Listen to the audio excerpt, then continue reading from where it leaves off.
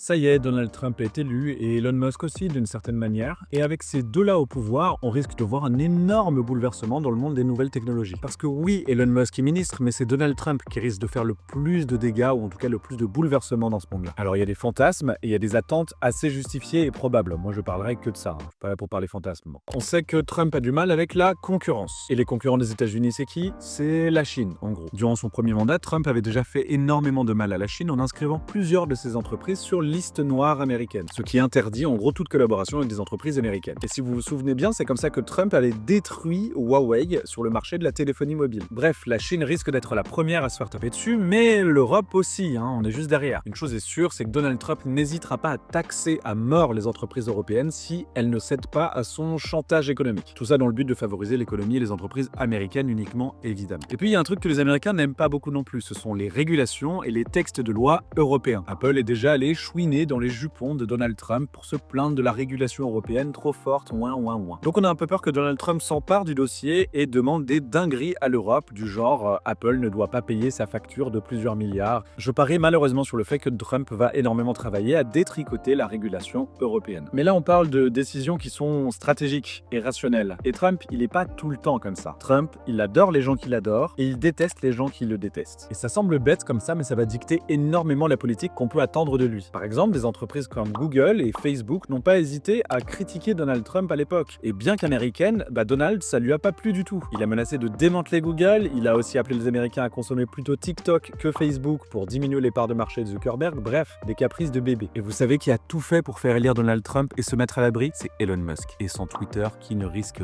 rien. Il faut aussi prendre en compte autre chose avec Donald Trump. Il pense que les pensées conservatrices sont censurées dans les médias traditionnels. Et lui, il veut inverser la donne, redonner la liberté de parole à tout le monde, notamment via Twitter, par exemple, qui permet la haine et la désinformation libre et totale. Mais si Donald Trump veut réformer les réseaux sociaux pour favoriser son propre courant de pensée, alors il pourrait aller beaucoup plus loin. On parle notamment déjà d'engager la responsabilité des plateformes sur les contenus publiés en ligne. En d'autres termes, si une connaissance à vous, par exemple, publie un post néo-nazi sur Facebook, alors Facebook pourrait être responsable de cette publication et non cette personne. Délirant. Les crypto-monnaies maintenant, qu'est-ce qu'il en pense Donald? Eh bien, il les a plutôt mises en avant parce que ses investisseurs viennent de la tech et qu'ils demandent des comptes et des compliments. Donald Trump vend d'ailleurs des NFT à son effigie et désormais un meme coin, une crypto-monnaie à son effigie qui n'a aucune valeur si ce n'est spéculative. Bref, pour résumer les crypto-monnaies, il est plutôt pour, mais parce que ça arrange bien le pays et ses investisseurs qui viennent du monde de la tech. En revanche, il déteste les voitures électriques et ça, c'est un problème. Vous le voyez venir?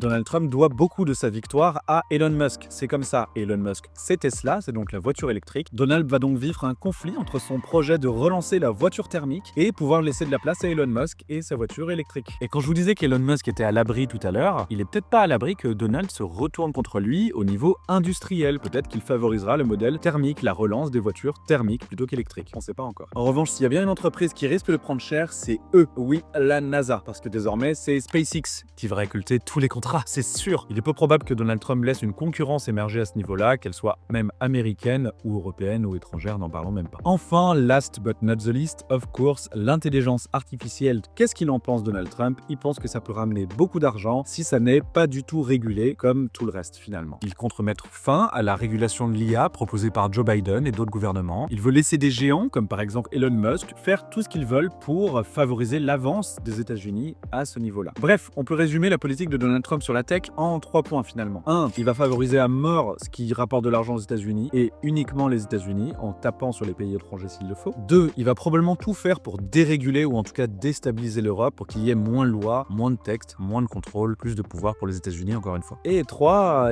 Il fera plaisir à ses potes. Il y a une part d'irrationnel et d'imprévu avec Donald Trump. Si par exemple demain il s'engueule très fort avec Elon Musk, c'est très possible qu'il le lâche du jour au lendemain. Et ouais, Donald, c'est un mec comme ça, c'est un mec entier, comme on dit. J'en suis au stade où j'en rigole, mais il faut quand même voir que le monde s'accélère très très vite, ça fait longtemps qu'on en parle, mais là, on y est, donc si tu veux pas rester sur la touche, abonne-toi, on a plein de choses à se dire.